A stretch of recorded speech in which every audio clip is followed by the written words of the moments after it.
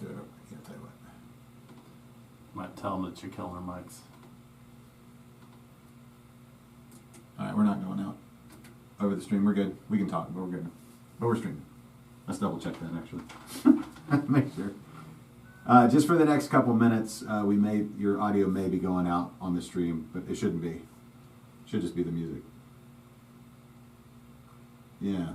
Oh wait, no, I think that's going out. What is that?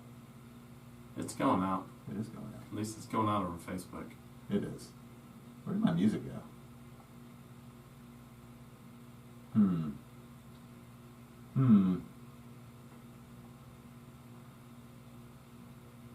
It may take me a minute to do all the sharing.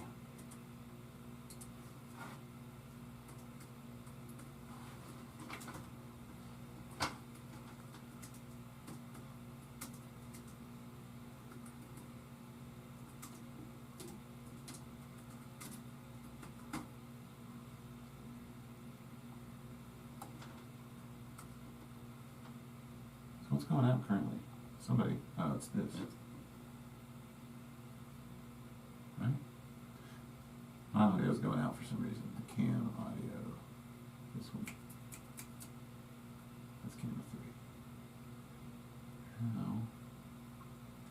How did I do that last time? It was working great last time. Now it's just us talking for the next minute.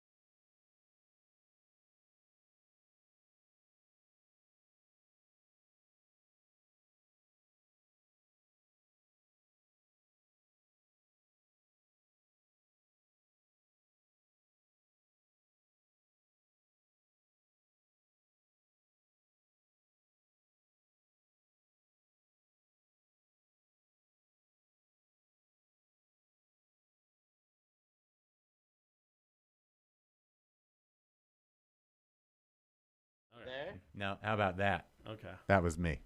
Oh, so I wasn't just hearing things. No, you weren't hearing things. All right. We should probably start over and tell everybody what's Okay. going on. Well, look at your camera now. Oh, At your camera. which one? I got so your, many your cameras. camera. Okay, Your camera. there we go. This yes, one. Yes. Yeah, Sorry. I need you to.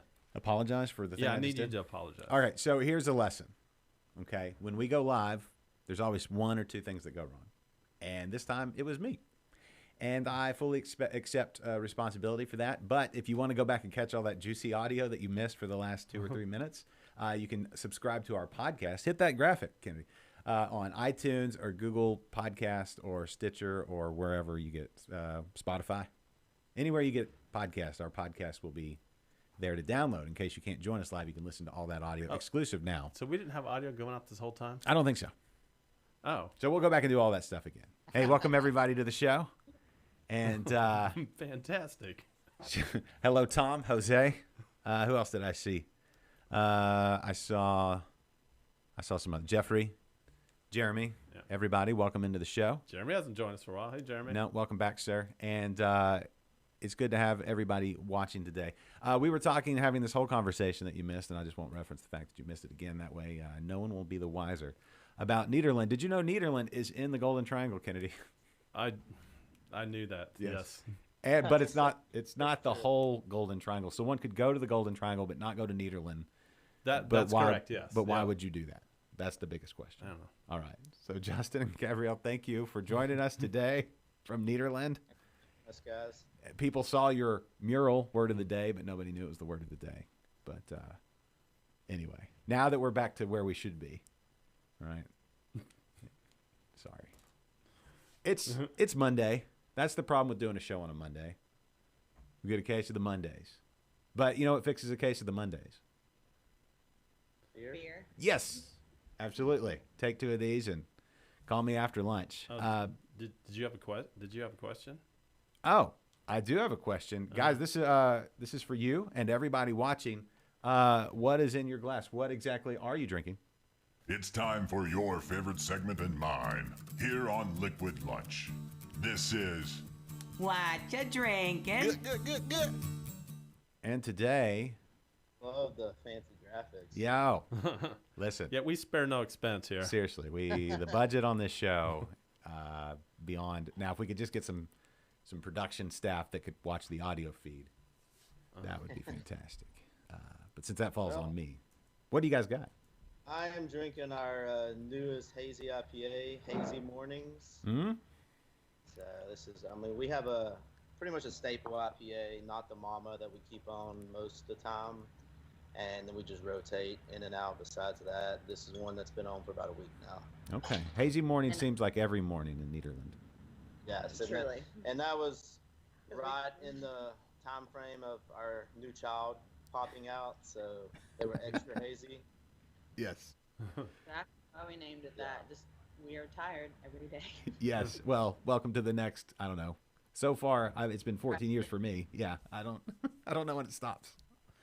And I'm drinking another beer we have called Chugboat Island. It's a Belgian triple. Chug butt? Oh, double. Chugboat. Chugboat. Oh, Yeah. I was like, oh. Did you get your mind out? No, I thought chugbutt would be awesome. Remember, your camera is not here. I'm looking at you. Don't look at me. Why not? Because I'm not even on camera. Oh. Yeah, there. That's much better. Weird. Now they're going to see my profile. It's weird when you were looking not at him. Oh, I was looking at you. So we go to can you not go to the 2-shot with them? I can, but hold on. I'm doing stuff. Okay. He gets distracted. I Chugboat double. have to make a show happen. Yeah. Well, somebody needs to. So, okay. So now it's going to be weird because I'm looking over here, but their screen's over here. I should move them over.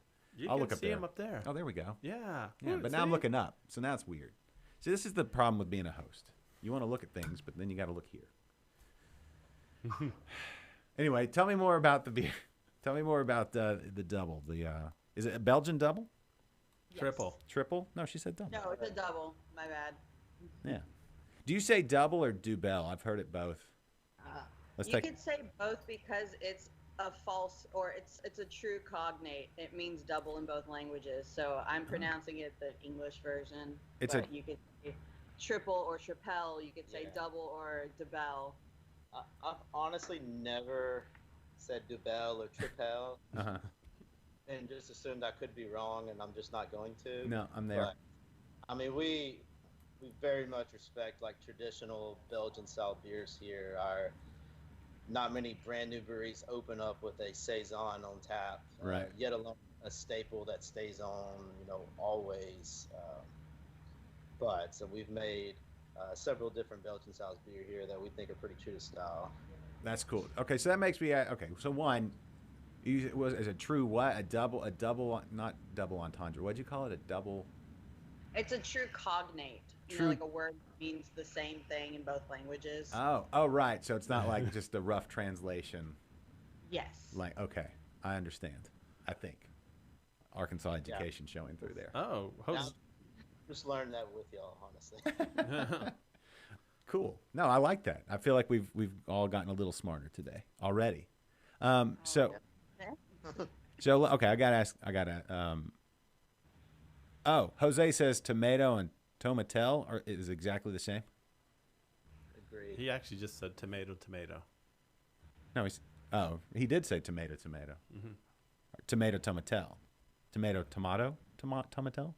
Do they say tomatel? Oh, would that be the thing? Here we go. I've heard that, but I've also never heard anyone say tomato, so I don't really know what that's saying. I think that's English. Like if you're from Britain, you'd say. Tomato. It's like the difference between aluminum and aluminium. No, that's just wrong. They just add another vowel. There's no I at the end of aluminum. All right, so we have a regular viewer from England. Is Adam on yet? I don't think he's currently watching. It's after work for Adam. So I guarantee you he says tomato. But does he say aluminium? Oh, they definitely say aluminium. That's the only way to say it there.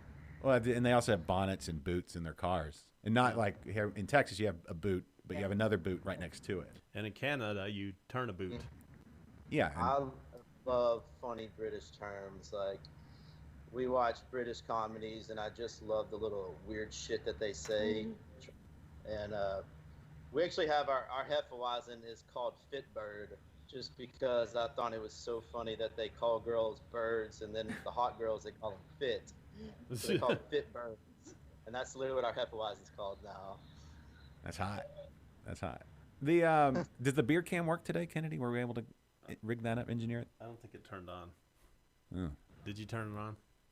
It should have. Maybe, I don't know. Do you want me to go turn it on? No, it's fine. Yeah. Do you want to? No. Maybe if you'd called it a fit bird, you would have turned it on. I didn't call it a fit bird. Maybe so it's all, put off because it's like now it's self-conscious. It's like, call me a fit bird. All right. Well, one more share and I'm done. Okay. Okay. So I was gonna say Belgian beers. Belgian beers. When I first got into craft beer, all the way back in whenever that was, the early aughts, it was like Belgian beers were it as far as like, there wasn't a ton here in America. Like you wanted like authentic actual Belgian beers. Like these were like the top of the line. Like, ooh, you want some really good beers? Try the Belgian beers. And I feel like, actually, what the two beers you guys are drinking kind of illustrate this was that we got into here in America, got into the West Coast IPAs and all the like the hop wars and everything, and the bigger, more IBUs and all that, and then it turned into the haze, kind of crested over into the hazies. But Belgian beers are, and I love hazy IPAs and West Coast IPAs and all of that, but Belgian beers are fantastic, and you don't hear as much about them, and so kudos to you guys. Agreed. They're very underappreciated styles. Yeah, I feel like we're going to come back around to people appreciating them more. It's kind of a cyclical thing, perhaps, but I think they pair better with food than any other, like in general, right? Yeah, they're very unique, and for as much flavoring and just uniqueness from our normal, American light lagers that they have, I think it's a good transition beer for people new in the craft beer, just because the Belgian yeast gives that fruitiness, even a little spiciness that people can be like our Belgian double. No one had heard of a Belgian double that comes in here, or I'd say that the non-craft beer fans had no idea what it was. They give it a try and they love it. It's been a style we've always appreciated and loved. And if we go to a brewery and they have a saison, or if they have a triple on, I'm gonna order it every time. we do have a viewer, Jeffrey, who's a bit of a mad scientist, and well, he builds everything he brews with.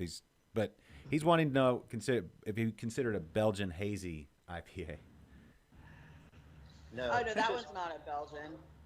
But have you considered it? But no, short answer, no.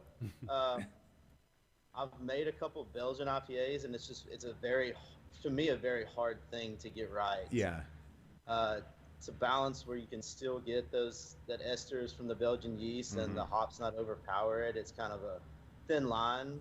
Yeah. But I've also had some one mainly at a brewery in Austin that was absolutely amazing if it's done right. Yeah. Yeah, there was. I think that was kind of the Belgian IPA was kind of I don't know if it's the precursor to the hazy. I can't say that. I don't know that, but it's there was a time when Belgian IPAs were pretty prominent, Kennedy. I never knew Belgian IPA was a thing. See? Came along too late. Hey, you know what? There's a few styles like that, like Belgian IPA, white IPA, brute IPA, black IPA. They were all like very popular for 6 to 8 months, and then they just kind of go away. Yeah, bread IPAs were even a thing for a minute. Yeah. Yep. And you don't see as much of that. Jose says you're on your phone. He's trying to figure out how the print is so small. There, Jose. I feel we've done a faux pas, Kennedy, with all your sharing and everything. What is that? Well, we asked what everybody else was drinking, and we haven't said. Oh yeah. We haven't said squat about what we're drinking. I know. So, did you even get glasses? Did you not see me like busy this whole time? Yeah, but your job typically is to grab some glasses. All right, fine. Hold on. What styles do we have today? From Buckstin Brewing, we have the Saison, right? And the blonde. Yeah, BRB. Be right back with beer, BRBB. Do the tulip glasses there. I get what I want. Do the tulip glasses. Top left there. I know what tulip glasses are. But your eyesight is poor. To your left. Oh, there you go. Don't knock anything else off. It's treacherous when he goes over near the glasses. You want to do all tulips? Yeah. Yeah, let's do that. The beer cam not on, but you would also see a couple other beer. Do you want to mention those, or we'll mention them later? Let's mention them later. Yeah, we can mention them later. So should we do the Saison or the blonde first? You guys, you make the call. I would go with the blonde just to start with a little more mellow flavor. Okay, let's do that. Now, Kennedy brought these back. Did you go, or was it a Jules trip? Neither. Neither? Was this a Tom? Yeah. Oh. So we have a good friend of the show. He's watching right now. Hey, Tom. His name is Tom. Do you know him? Everybody knows Tom. Do you know? Can I say your last name, Tom? Anyway, he goes into your brewery a lot. And he was nice enough to bring us these beers back. Yeah, he's Tom is one of those guys we act like. I grabbed the wrong one. Oh. Kennedy and I both knew Tom separately before we ever met, years before we met. So that's why I think everybody knows Tom. And he says we can say his last name, Tom McMurray. Yeah, Tom McMurray. You know Tom McMurray? No, I don't. But okay, next time he comes in the brewery and he says, "Hey, I'm Tom McMurray," are you gonna remember him? Yeah. Next time he's in here, come see us, Tom. All right, Tom. To know Tom is to love Tom. So Yes. Tom's a great dude. There you go, Tom. And he brings us beer. Yeah, so he comes up to Houston about once every month or two and does a beer run. And on one of his trips, he brought us back some Buckstin. Oh, awesome. Yeah. So while Kennedy pours up next time Tom in here, we'll make sure and send him with some treats. Nice. Very nice. So speaking of Tom running back and forth and what Houstonians, because there's a lot of Houstonians, well, period, but that watch this show. We're pretty heavy Houstonian. We do have a lot of there's some people out in West Texas, and we've even got some Floridians. We even allow them to watch this Texas show. And don't forget about Oklahoma. Oh, we do have some Oklahomans. We have some North Texans watching. But over in your neck of the woods, as they say, how are things with craft beer? How are things in general? I remember watching you guys open and just kind of how things grow out in that area. I'm always trying to see what's going on in the rest of the state. So how have things been there in the Golden Triangle beer-wise, historically, for you guys? Well, so craft beer is relatively new here, only about 4 years old in our area. There's been one brewery And then in 2019, 3 more breweries opened up. All 3 of us, newer ones, all opened up the same year. So it's still very young, but all 4 of us have such different models, such different specialties. We all have like our own like niche part of the market. And I'd say that there's still room for more craft breweries in our small area. Mm-hmm. Yeah, what is the population, one of Nederland and then of, am I saying it right, Nederland, or is it Nederland? Nederland, yeah. Nederland. We have an issue with pronunciation on the show, and I want to make sure I always get it right. You know, like when you go to... if you were doing all of the Golden Triangle together, like the biggest one is Beaumont. That's like 150,000 people. Okay. Then our little town just south of it is about 18,000. And then the little surrounding areas are around 10, 13,000 people that live in each of those cities. Okay. So if I do that math, carry the 3 remainder, it's probably like 250,000. I'd say so. The Golden Triangle is probably at least 200,000, if not a little more. Yeah. I mean, we're very much a small town, but not like backwoods small, you know. Right. And yeah, I know backwoods, and that's I wouldn't call that backwoods at all. I will say I have a lot of friends and just people I know. A lot of the Golden Triangle Houston connection. There's a lot of that between, I guess, the oil and gas industry and just the proximity. It's just right down the road, I-10, right? Just go left. Yeah. So we can be in downtown Houston in an hour and a half. Oh, it takes me that long to get from this part of Houston to another part of Houston. So exactly. Y'all are basically Houston. So when you want to go to? Don't say that. What?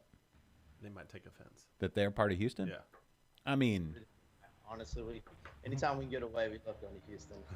Yeah, it's Houston. So much to do down here. Yeah, it stretches out. It does. What does Houston do? Houston spread, like when they saw that man spread when people sit down.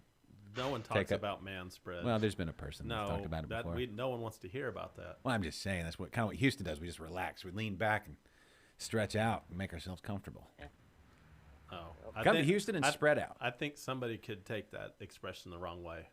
It's fine. I meant it as a term of endearment to our beloved town. Anyway. So I actually used to live in Beaumont, Texas. Back in the 90s. Back when they first founded it, the 1890s. Yeah, the 1890s, because I'm old. He's very old. No, I lived there for about 2 years. I worked at Channel 12, KBNT. Yes. Were you on air? I was not on air. I mean, not on purpose.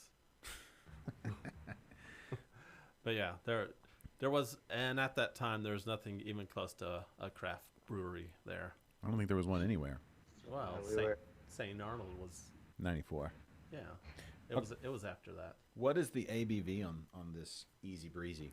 5.6. 5.6. Yeah, that should be 5.6. Saison will be right at 7. Okay. Cool. I would say tell me about it, but it's really good. Super drinkable beer. Mm-hmm. Maybe the perfect pizza beer, or like a pepperoni, just a slice of pepperoni, or I don't know. Yeah. People. Some people assume like when you're really big into craft beer or you're like home brewing that like blondes and light beers aren't really your thing, but that was one thing when I was home brewing. I know that possibly I made more of those than any other style just because so many people want to drink it. And once you get more into like the technique and just style guidelines, it's a harder beer to make. There's nothing to hide there. So we knew blonde was something that we had to focus on, being a single brewery in a small town of mostly non-craft beer fans. So just worked it on perfection, a light, crisp, easy drinking blonde that has a little bit of honey sweetness. But that Easy Breezy is our #1 selling beer almost every single night. Has there been any styles that surprised you that more people gravitated towards than you would have thought? Actually, what I'm drinking now are double. Yeah. That was not, I mean, like he said, most people don't even know what that is, but they see the color and they're interested. It's like a beautiful, like darker caramel color like that. Mm-hmm. And then it's over 8% in alcohol, and it goes down really easy. So It turns out people are a fan of that alcohol. they do. Some people order it just for the ABV, and then they're surprised of how delicious it is. So Yeah, well, that's cool. Kennedy, thoughts? Did you drink it all already? Oh, on the beer? Yeah. I mean, yes, if you have any general thoughts, sure, I suppose. Oh, Throw it yeah. out there. No, the beer's fantastic.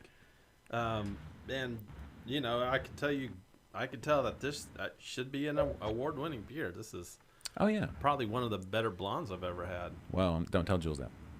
She's not blonde. She's blue now. Oh, well. Okay. Yeah, she hasn't been blonde in like 2 years. Okay. Thanks for paying attention. Well, anyway. Speaking of awards, what award was that? That was the U.S. Open Beer Championship. Breezy Blonde won silver. Okay, that's impressive. Mm-hmm. Yeah, our very first year open. That's awesome. Super exciting and surprising to just, your friends and family, you can only trust their opinion for so much. Everyone loves your beer. It's the best beer. Oh my God. But to get professional feedback, from a nationwide, if not even worldwide competition meant a lot. Yeah, that is cool. Well, let's go back to that. Speaking of friends and family and your home brew and all that kind of stuff, what made you want to open? Well, other than beer and it's awesome, what got you to the point of opening Buckstin? We both were in jobs that we hated, and it was just something that you talk about a dream of what you'd like to do one day, and we didn't have any kids, and I've always worked in hospitality, and I had restaurant experience, bartending experience, and he worked in oil, and he'd been homebrewing since he was about 18 years old. So we just got really serious about it and took years writing a business plan and getting our finances right so we could be 100% owners of this with no outside investment. Cool. And just really worked our asses off. That's cool. I think that 100% ownership, that's bigger than, you kind of say it and just kind of as a matter of fact, but that's a big deal. The more you see it now, like how many other small breweries that I would say is the same size as us, how much they don't actually own. Yeah. And that was the biggest fear for us. We didn't want to, worry about having to pay back anyone else because we worry about our own money enough, but that's like taking a gamble. I don't want to gamble other people's money. Yeah. And then also we have creative control. Whatever we want to brew, we brew. Whatever I want to put on the menu, we put on the menu. So we knew the beer was going to be good because he had won a lot of homebrew competitions and stuff. But like I said, all of our feedback from friends and family, it's free beer. They're not going to say it's bad. So everyone, blew smoke up our butts that we had the best beer in town. And then we actually opened a place. And when it reciprocates to like a customer paying for it and then a national competition, it was like, okay, wait, we did something right. Yeah. Like this huge gamble has really paid off. Yes. Oh, Jose has an important question for Houstonians. Is there? Do you guys distribute outside of Nederland and anywhere into Houston or other surrounding areas? Not currently. As of now, no. Okay. We don't distribute anywhere, but we actually just hired someone on who, he does everything, honestly. He helps us brew, helps us with all the sales, but his main job going forward will be distribution. So we will start getting into some local bars and restaurants, and we'll see. Maybe creeping out to that area. Okay, that's cool. Something to look forward to. I like for you guys, you're just far enough away where maybe we can get a keg here or there to try a little something. Be like, oh yeah, that's really good. Kind of wet the whistle, wet the appetite, get people curious, and then we get to make the trip, out there and really experience. Yeah, especially if it's some more like one-offs, just like really craft stuff that you'll have a lot more like craft focused bars in Houston, obviously being a big city. So that'd be something cool to send that way. Yeah, absolutely. Yeah, currently our only way to get Buckstin distributed here is through Tom. Yeah. Sorry. So everybody message Tom, everybody. Yeah, everyone send him a message after the show and he's like place your orders.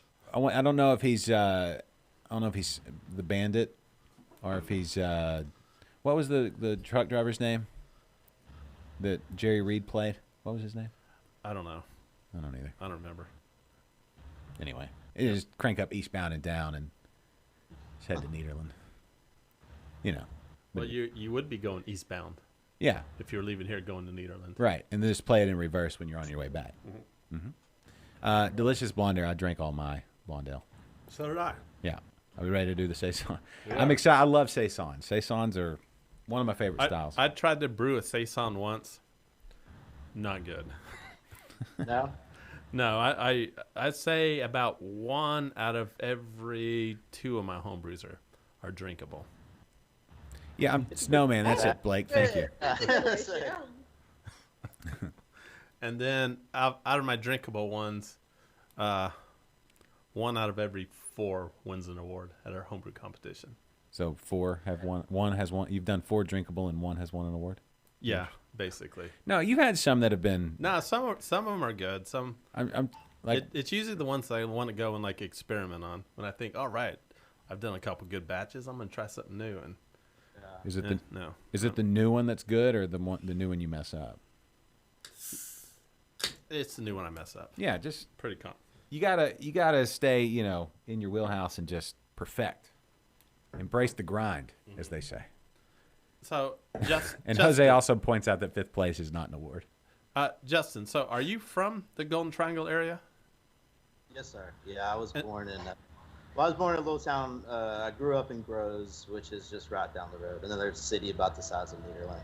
Okay. Now, all these homebrew awards you were winning, are they like all within that area, or do you enter other places? No. We don't. We have a little small homebrew club in this area, but not really any competitions. So it was all stuff I had to send off. Mm-hmm. Honestly, all over. I sent some to Florida, California, Ohio, and I did send. It's funny you're drinking. One was our saison, and one was our amber to the national homebrew competition in Austin. Our region was Austin, so. That one I knew was pretty big. They actually both placed in that and moved on to the finals, nationwide finals for those. Ended up not medaling in the finals, but once it was, it made it to those final, 10 or 15 beers in the country, I knew that they definitely weren't too bad. Yeah. Okay. That saison is muy. What's the word? Muy yummy. Muy bueno. Oh. That too. It's delicioso. It's that's really nice. My New Year's Eve beer is always Saison DuPont because of the cork in the cage, and it's like kind of celebratory. Yeah. And it's That's a like good beer. it's kind of like the quintessential, like, this is what we measure every saison against, and this is, it's right there as far as, like, because we don't get over here in the good old U.S. of A. So it's hit or miss getting fresh Saison DuPont, but to get a good craft saison that's just like a, I don't know if there's is there a, I don't know, what is it? Is there like a standard? Saison is one of those like styles that has a lot of range, right? But this is right in my wheelhouse. That's fantastic. Yeah, our saison. Saison. You said it perfectly. The style saison has so much range from even color to ABV to bitterness to funkiness. That it can be all over the place. Ours just kind of falls in that easy drinking, light, crisp, a little higher carbonation. Yeah. Slight pepper, but mostly fruity esters. Yes. And just super drinkable for a 7% beer. That is really nice. I like that a lot. I'm Yeah. not going to drink that one as fast because I want to really enjoy that. Now you're using Belgian yeast in this one? Yes. Okay. Yes, it is. It's a Belgian saison yeast. I think that's one thing in that style that you really need to do. The yeast is the star in that beer. Yeah, but that's, they talk about farmhouse. That's really yummy. I'm sorry. That's all there is to it. And before the show, I was saying I was a little worried because these have been sitting in my refrigerator for a little bit. I'm not going to say how long, but a little bit. And man, they are still good. You have especially the saison. You have food you brought back from restaurants that have been in there longer. To be honest. Well, at this point, they're now science experiments. Right. Yeah, you can't throw them out. You got to see what grows. Right. It's the cure probably to cancer or something growing on there. Definitely can make my own homemade penicillin. Yeah, for sure. Whatever you need penicillin for. Wink, wink. You're good to go. Nothing. Okay. One thing is beer, and Saison is a fantastic beer to pair with food, and you guys have a full menu. Not to just go straight from penicillin talk to food talk, but why not? Those two are not related, by the way. What, the penicillin and the? Yeah, talking about their food and then talking about penicillin. No, but you have this huge food menu, so it's like we can talk about beer all day, and that would be perfectly fine. And everybody here would be just ecstatic to do that, but you've got just loads of great food on your menu. Gabrielle, you said you were in hospitality before. Or still, actually. I mean, if you're still there, right? Yeah, I am now. But you have all that life experience doing that. Tell us about the food menu, because I'm looking at this thing and we're right around lunchtime, and I'm wishing that I was there right now and we were doing the show live, and I would just make Kennedy talk while I ate. So, tell us about the food. Well, we knew that we always wanted to have like some kind of food offering here. Teaching people to drink beer that goes down so easy but is higher ABV could be a dangerous combination if you didn't have food. Yeah. So we just kind of always played around with pizza recipes that we liked and different dough styles, and created stuff that we knew that we liked. But from the moment that we opened, the kitchen has taken off, which has definitely saved us this last year, being able to restructure our brewery as a restaurant, because we do so much food, and being able to stay open and reopen when we could during the shutdowns. It was just unexpected. We didn't know how well received all of the pizzas were going to be. And now we're constantly rated as like best pizza places in this area and all this. That's which cool. We're super thankful for. So we kind of just mess around with recipes all the time, add new stuff to the menu, and it's done really well. Excellent. And also, as far as the menu, let's say if you were, hey Brock, how's it going? And Nicole, hello, how are things? When you head into Nederland, maybe you're with somebody that's not a craft beer just fanatic like we are. Maybe they're more on the cider side, or wine. They got all that too. So. Yeah. Wine, cider, champagne, seltzer. We finally broke down and started making our own seltzer also. Oh, there you go. Yeah. What's the? You sound so defeated. Honestly, I talked shit on it for so long and was just against it. Yeah. Oh yeah. So do we. And then I got to make this. So I started doing research and read a book and started drinking more and like appreciating what it is. And it's what it is. It's a light as it gets, alcoholic flavored water that on the golf course tastes absolutely amazing, goes down too easy. Yeah. But we have a lot of people that come in here and drink that. So at that point, it was just going to be a bad business decision to not do it. Yes. Bruce Leslie just jumped on, says pizza and beer sounds great right now. Bruce, mead maker extraordinaire, Griffin Meadery. If you guys ever need a mead out there in Nederland, Bruce would be a great place to start. I don't know what's going on in the mead industry. Like, is there a meadery anywhere? Bruce would know this. Is there a meadery anywhere in the Golden Triangle? No. Maybe at someone's house. Yeah. I know a few people that make it, but yeah, mead's one of those. The Sonic seltzer. Jeremy's asking, do we get the Sonic seltzers down? Like Sonic, like the Sonic Drive-In? I've never heard of Sonic seltzers. Like the video game? No, I think. Like the restaurant Sonic, they made seltzers. Oh, that's right. They got a license, right? Wait, Sonic serves alcohol now? No, you can't buy them at Sonic. Oh. I don't know who produces them for them, but they branded all the Sonic drinks that are super popular and made seltzer versions of them with Sonic logo, and it has been insanely popular. That is absolutely brilliant. Yeah. Wow. They haven't made it to our area yet, but I know people are looking for it. Yeah, well, I think everybody that makes any kind of liquid with bubbles in it is like looking at seltzer. Topo Chico makes it's like all of them. Apparently, according to Bruce, there's a meadery in Anahuac. No. Which is really? Did not know that. How far away is Anahuac from here? Like, That's 45. it's close. Yeah. Way to Houston, halfway Yeah. to Houston. Yeah. Okay, so road trip, stop in at Anahuac, fuel up Yeah. on some mead, and then head on to It Nederland. what's his name? Jeffrey, real close to Anahuac. He's probably like 10 minutes away. Oh, falls out of his bed and lands halfway in Anahuac. Yeah, yeah. exactly. Okay. Jeremy said. Okay. Jeremy says that they teamed up with Coop Brewing in OKC in Oklahoma City. Is it Coop or Co-op? Coop. Co-op. Co-op? Oh, it's Coop. I don't know for sure, but I know Co-op does brewing for a lot of different people, a lot of different collaborations, so that would make sense. Okay. Okay, let's talk pronunciation. Let's get into this pronunciation thing. Yeah. Is it Coop or Co-op? Because we have a sticker around here somewhere. I had one somewhere. Uh-huh. I thought it was Coop, but Co-op is also a thing. I took it.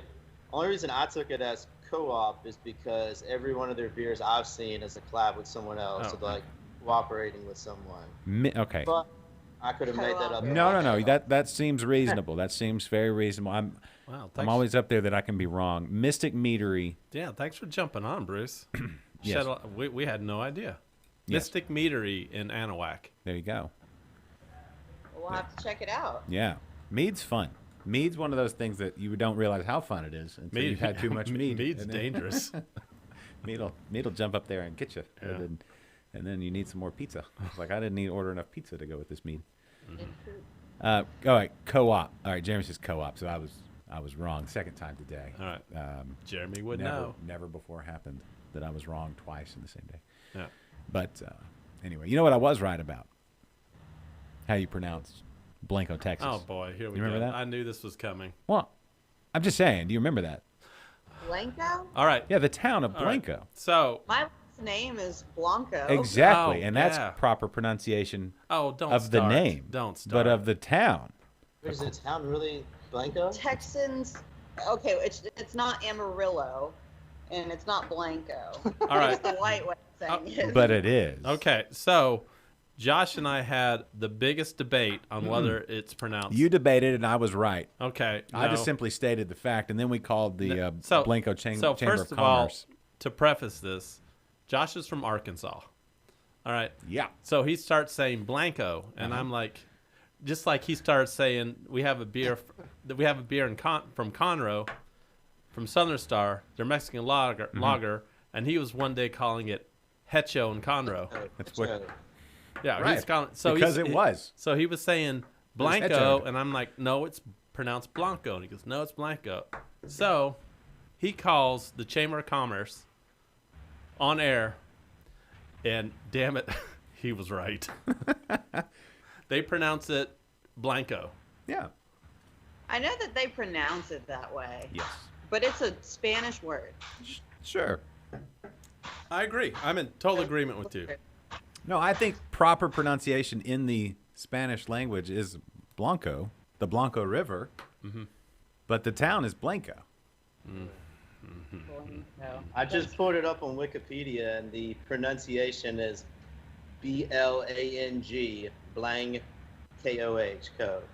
Blanco? Blanco. That gives you a little more Like- twang. That's built-in twang. That's funny. Blanco. They did. They built in the Texan twang. I've been saying that wrong forever because that's where real L is. Yes, that exactly, and that's Yeah. why we got into the whole thing. And Cannon Brewing is now in Blanco as well. Oh, Blanco. I just can't. Blanco. I can't. Blanco. I can't. Blanco. Yep. We'll never. I mean, it's literally my name, so Yes, your name is Blanco, and it's a beautiful name, right? It's great. very But- different from the city. Yes. The city's nice. The too. city lost points for me No, have you been there? Yeah, several times. Well, there you go. I'm just saying. What was I gonna say? Oh, we have a town in Arkansas. The spelling is Diaz, Blanco.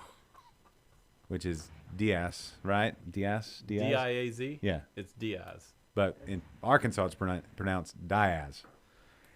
So Diaz. let that fingernails on the chalkboard pronunciation hit you real quick. Diaz. I can't. So, there you go. But Jose says Plinko. What about Plinko? Oh, Plinko. Oh, You know Elder- from the Price yeah. is Right? oh, is Yeah. that the name? Plinko. Plinko. Game. Plinko. That's Yeah. on there.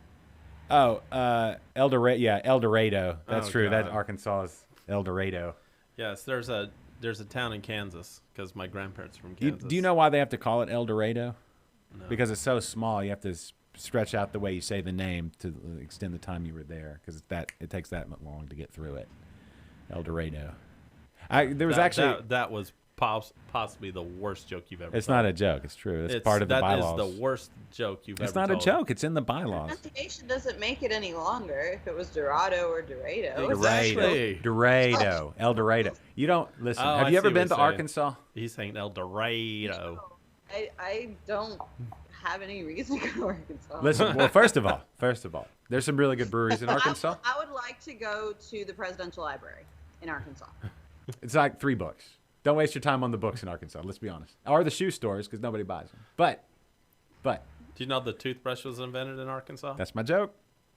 But yeah, that's I true. I beat you to it. That's true. It was invented. The toothbrush was invented in Arkansas.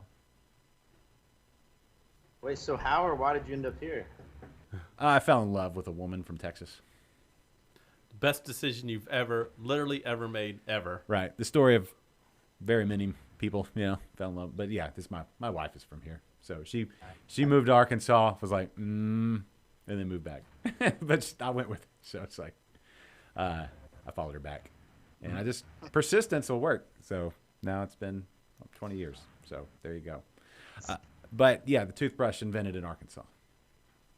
So, because single tooth. If it had been invented anywhere else, teeth brush. Gotcha. It's a single tooth. Yeah. Mm-hmm. But there are some really good breweries in Arkansas. Yeah. So if you go to Arkansas, let me know. I'll point it. There's like a good 20 breweries you should visit. Mm-hmm. Yeah. Yeah. Yeah. Really good beer, actually. Some really good beer. But it's honestly the great thing about almost anywhere you go now. If you ever travel some random little city, you're usually pretty close to a random brewery. Yeah.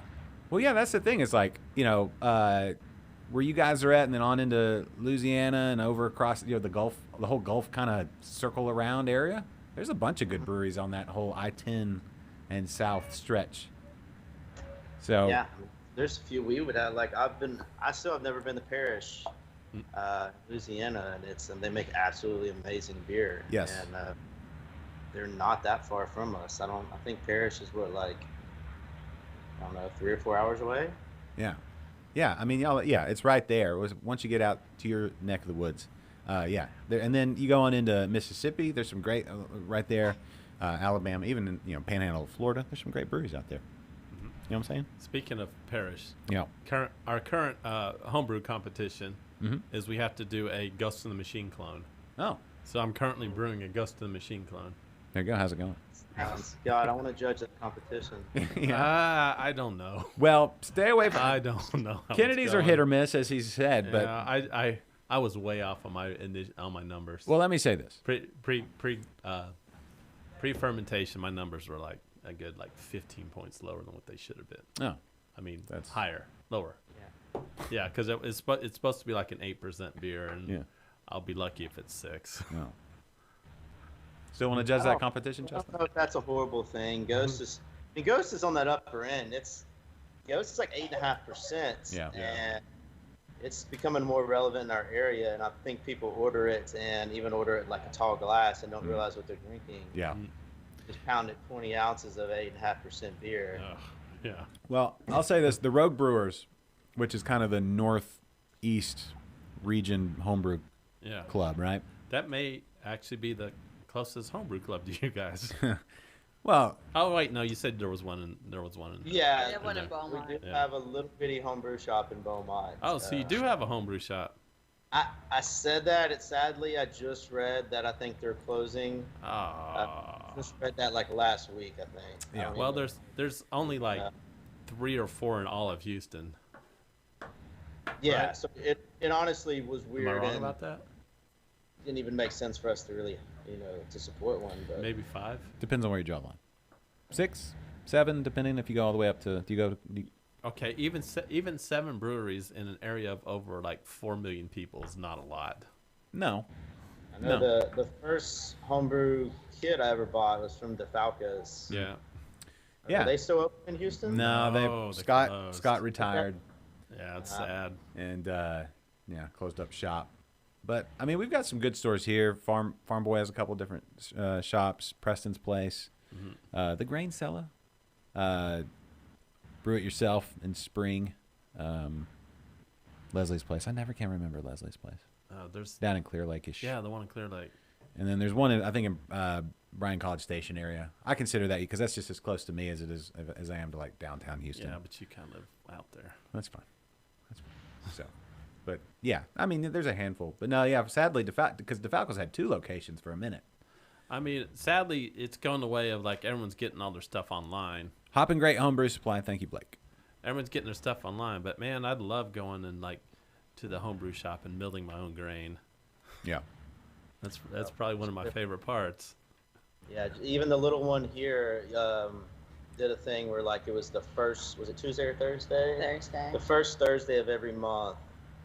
Just anyone in the area, whether you made wine, beer, mead, some 80-year-old man with his moonshine, would just all bring it to the homebrew shop and just drink it and just get hammered. We'd all bring like a dip or like an appetizer and just drink everything that we've created. Preston, are you listening to this? Word will get to him, I'm sure. Yeah, that's homebrew parties, like store parties, or they get a little rowdy, but in like the best ways. Yeah, he's so we have our homebrew club meetings in the homebrew store, and he's very particular about making sure that we are only taking 2-ounce pours at a time. Okay. Well, it's like no more than 2-ounce pours, guys. Yeah, this was a little more than that. Part of that is Preston's insistence that you not blow out your palate or your other faculties. No, so I don't think he wants people to leave dry. dry. Just say this. Okay. Yes, and. Yes, and there was maybe more to. That's fine. We got to play back and forth here. Anyway, plus Preston didn't want his shop wrecked, probably. Yes. He's got concrete floors on purpose. Yeah. Well, yeah, until people lay down on them. They're so cool to your face. Yeah, but anyway. All right, so you don't distribute to the Houston area yet or anywhere else here in the greater Texas region, I guess. But there is an opportunity for people to try your beers coming up in, is it September this year? Is it for the Texas Craft Brewers Festival? That one is in October. October. Okay, so hopefully maybe a little cooler up in Austin. Don't bet on it. Maybe. You never know in October. It could be a hurricane or cold or this hot. Yeah. Hold on. When is this in October? It's like the 20. What'd y'all say? The 26th? The 23rd or something? I don't know exactly. Yeah, that's the main one from the Texas Craft Brewers Guild. So just FYI, since we're talking about the October 20s, what else is going on in October the 20th? Actually, it may be on the 21st. What else? What's happening on October 21st? Well, you're getting married. Okay. 23rd. 23rd. Okay. Oh, that's 2 days after I get married. Oh, that's right. So we'll go to Kennedy's wedding and then head on up to Austin. Yeah. Sounds like a honeymoon. Yeah, we'll all honeymoon together at the festival. But yeah, that's that one's a fun one because it does bring people from all across the state, and this one's going to be fun because it's the first one we've had in 2 years. It'll be whenever it's COVID knocked all that out. Yeah, I feel like people are just ready to. We're super excited. I've actually never got to go and get along, serve our own beer, so. We've made friends and met with not only our local breweries, but even some of the Houston ones, and it's just exciting time for everyone to get together and share some beer. Yes, and it's needed. Like I just in my episode of Interbrews this past week that should be posted sometime soon at Holler Brewing, we were talking about the fact that people need to be face to face with other actual people, not just online, not virtual. You need to be across the table, smiles, back slaps, hugs, drinking beers together. I think that's going to provide healing for our social anxiety that we've had through this whole pandemic mess. So that homebrew festival, or not homebrew, but the craft beer festival, the Texas Craft Beer Festival, will play I think that'll be great, just to kind of get everybody, like put a stamp on the end of the time we were apart, and then really bring us all back together. And like just even individual breweries, it's so important to get people together again. So that's what you guys got going on out there is playing an important role in healing healing our communities. Are you guys still requiring patrons to wear masks coming in? No, it's optional now and encouraged. So we have that displayed on our wall, but no, not required. Okay. Yeah. Yeah. I've encouraged Kennedy to wear a mask since we really started this show. But Yeah, but that's only because he didn't want to look at my face. Yeah, that's it fine. wasn't like a health reason. He just wanted me to cover. Well, I'm sure everything there's up. some things that could be curtailed. Yeah, he wanted me to wear a brown bag with just holes for the eyes. Yeah. But then I would have a muffled sound whenever I speak, so fine. it didn't really work out. That's fine. That was the reason. Yeah. Have you guys heard of Tusculum Brewing Company? No, I just saw a bottle though. This is your second bottle to see. Yeah. That's in. How do you say that city? Bernie. Bernie. Yeah. Okay, Bernie. It's Wait, where is that at? Where's that city? so It's near. It's like halfway between Fredericksburg and. It's kind of northwest of San Antonio in the hill country. Yeah. Okay. So, It's like an hour from Fredericksburg, Mhm. an hour west Bernie. southwest. So Tusculum used to. That's it. Tusculum very was the correct. original name of the city. Tusculum. Yeah, before it changed to Bernie, and it's a. I don't know if you see this yet. Pre-prohibition lager. Yeah. I mean, it's super cool to be served in a light bomber. lager, just served in a big bomber like that. But I guess it kind of adds to the old school feel. Yeah, and that was Jules was out there for. Yes, my lovely fiance Jules. Hi Jules, if you're watching. Was recently there in Bernie, Texas. So I had her stop. Hey, had her get me bring me some beer back.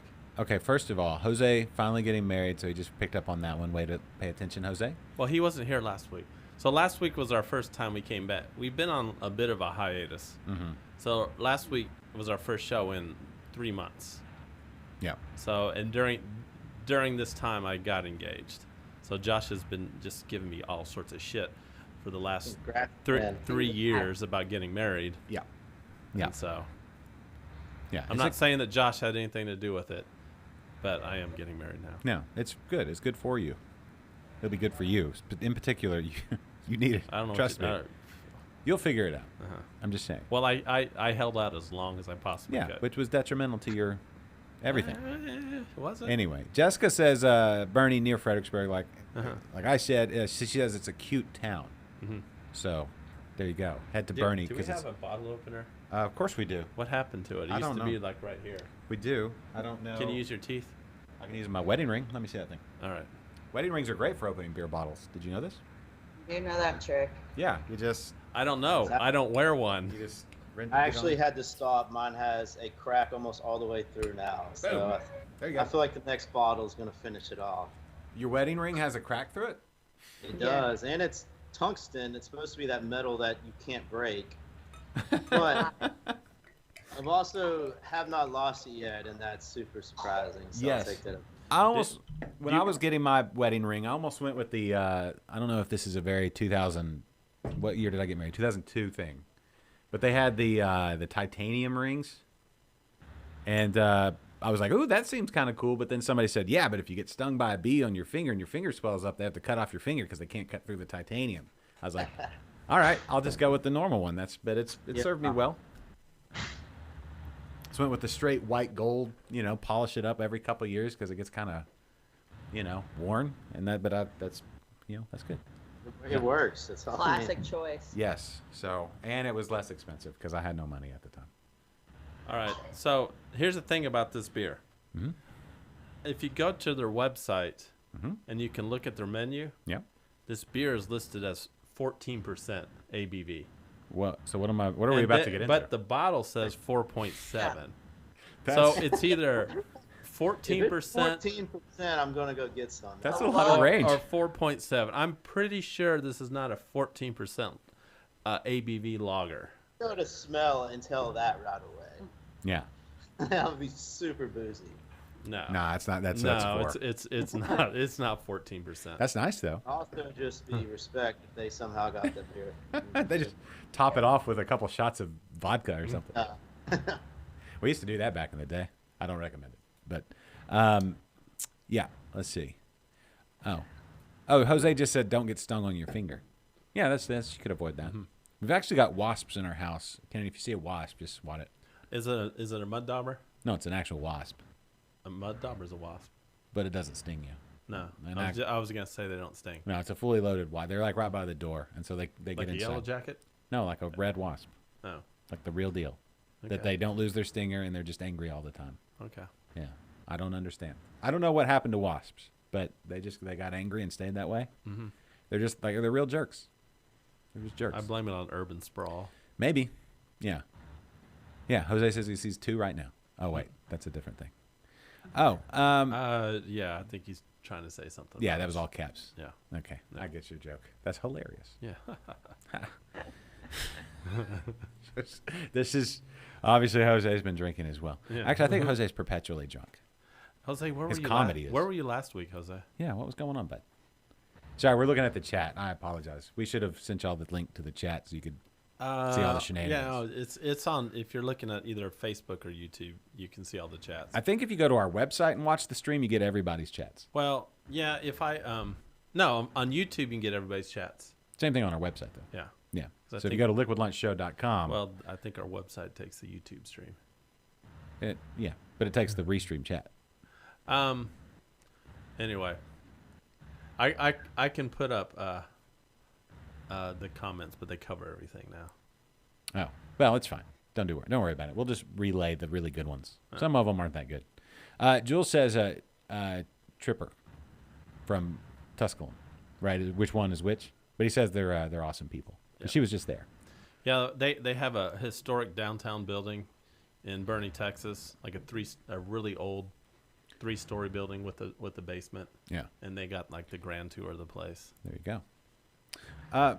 I'll say this, and you guys, you're adding to this. The state of Texas has some of the best breweries in the world, but just in our state, there's so much range.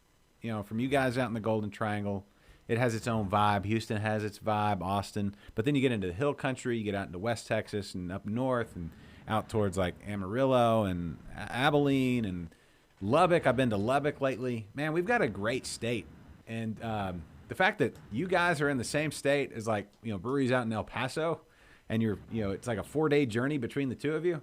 I think that's just the coolest thing. But there's so much good beer in this state. I don't know if we could ever have like a festival where everybody gets together, like an exchange program, right? We need to get your beer out to El Paso, to David out at. And that's the festival we were kind of talking about. I guess is our next, best thing. Yeah. Not that every little brewery is capable of, traveling out to it, but that's probably the most concentrated area of Texas craft beer. I mean, it's got to be in anywhere. Yeah. Because, but I know, I agree with you 100%. We go. Not that we get to travel much anymore with the bird and a newborn, but you got that double whammy. Yeah, we used to. Wherever we went, the first thing I did was Google breweries, and then I went to the smallest one I could find and check it out. But it is super cool and interesting to see the difference of someone small like us, and then you down the road. St. Arnold's been such a big inspiration, and you go to Austin, and they got everything you can think of, from the wilds of Jester King to just the great German classics. There's really anything you could ask for in this state, and we fall so far behind in craft beer for so long. Just like per capita, we were at the very bottom for the longest time. We're still there, but I feel like it's definitely on the up. Well, you can thank a lot of that for state government. Well, the laws have gotten a lot better. They've gotten better. I think it's surprising. Years, really. Yeah, and it's pretty amazing, a worldwide pandemic, and yet I think we're, yes, there's been some casualties and some people that got pushed over the edge and closing through the pandemic. I think we've got more breweries now than when the pandemic started, though. There's been a whole bunch that have opened. Yeah, people are still opening. Yeah, opening during a pandemic, and that just shows, one, how thirsty people are, but two, I mean, just, beer's just awesome. People are... open for 2.5 months before the pandemic hit. Oh, so where we got shut down for the first time. Yeah. So wow. we brand new and had a huge staff, and we didn't have to lay off anyone during the pandemic. That's awesome. We just kind of shifted every day to try to do something different to keep everyone employed. That's super cool. No, that's a great story. Yeah. Oh, and just and I feel like now we can all just take a big deep breath and say, all right, now we can really get started on getting back to whatever. We're back. We're back. I think we're getting back, and I think we're going to be better than ever, just as a state and as an industry and as a community. And I'm just, I'm super excited to what the future brings for the Texas craft beer, all of it, the community. It's just it's gonna be great. So, anything else that people need to know about Buckstin Brewing, Nederland, Texas, the Golden Triangle, Justin, Gabrielle? What do they need to know before we wrap this whole thing up? If you're ever in the area, and even if craft beer is not your thing, we have people come all the time for the pizza now. It's kind of a running joke that, like, I've walked past people and they'll be on the phone and be like, yeah, I'm at the new pizza joint in Beaumont, in Nederland. And I'm like, well, we got some pretty kick-ass beer too. But we also have had people travel from Houston just to try the beer, after getting a little recognition from their awards. And we're trying to now to expand our barrel aging beer a little more. There you go. So we'll have another release probably in the next month and a half that we actually barrel age our Belgian double in some bourbon barrels and one of our stouts in bourbon barrels. So just, follow us on Facebook, Instagram. We always have those details on it. But if you're ever in the area, come check us out. Very cool. Couple things before you guys go. First of all, the trip from Houston to go to your guys' brewery would definitely be well worth it. Second, it's kind of the elephant in the room thing. Can you go over with us where you got the name Buckstin and the dog with antlers? What's the story behind that? Okay, so the dog is not named Buckstin. Her name is Nancy. It's one of our rescue pugs that we rescued from Pug Hearts of Houston, which is an amazing pug rescue, and y'all should check them out. They are in y'all's area. And the name Buckstin, Justin's last name is Buchanan. His grandfather's name was Buck. Huge part of his life, huge part of raising him. So I kind of just put his name together with Justin, so Buck and Stin. And it kind of sounded cool, like Buck, antlers. Pugalope is like the creature that this has been turned into. So that's kind of the mashup of the name and the logo. There you go, a Pugalope. Pugalope. Don't want to run into one of those in the woods. You don't. He may I don't know what he would do to you. A Pugalope. Um, I think Pug would probably be your spirit animal, Kennedy. What? No. Yeah. No. You're kind of puggish. We have a coworker, and he has a pug, and apparently, the pug watches TV with him. Yeah. And flips out when there's animals on the screen. Yeah, that makes sense. Everything's fine, and then horses will run by, and it freaks out. Does your pug do stuff like that? No, she can't see. All right. Oh. Yeah. At this point, Nancy is 16. Oh wow. Yeah, she's old, very over. She's just a big creature. Just I don't know. She's kind of there. Yeah, I know. Nancy's awesome, but they're at rescues because they're not into the best condition. So we enjoy rescuing her and giving her a home. But she'll, no matter when she leaves us, she'll live on forever in this place. So what was the name of the rescue again? Just Pug Hearts of Houston. Pug Hearts of Houston. Both of my dogs are rescue dogs. One was from the Poodle Rescue, and the other was from whatever the other place was. They found him in a ditch, and we're like, come get this guy. And we got him, and they're just, they say that we rescued them, but in fact, oh, here we go. They rescued me. There we go. Yeah, there we go. So, we do have a question from a viewer. Okay. Real quick. How late are you guys open on the weekends? No. Important question. Midnight. Midnight. Okay. Okay. Or Friday and Saturday, we close at midnight. So leave here after work, Jose, and you're going to have plenty of time once you get there. Yeah, apparently he's going to go look at gators and then go see you guys later. Can you look at Go in the Gator Gator country? Is that go feed the gators kind of thing? Yep. It's a you get to play with full-blown them. like restaurant / I don't even really know. Gator rescue. They have and... like competitions there where you can just go sign up and go wrestle gators. I don't think they do that. They do. I know someone that did it. Oh, so you can legit. Hold on. Is this in Nederland? Beaumont. No, it's Beaumont. not far from us. It's right outside of Beaumont, Yeah. but it's along I-10 on your way to Houston, so you can make it part of the trip. All right. Oh, so I can go wrestle gators. Yeah. And then Yeah, go they're drink also beer. like, you have a loose gator in your neighborhood, they're who you call to come get it. So Does they- that happen? happens a lot here. Does it really? Yeah, of course it happens. Yeah. Like that. His grandma actually just had one in her backyard, like last year. How big was it?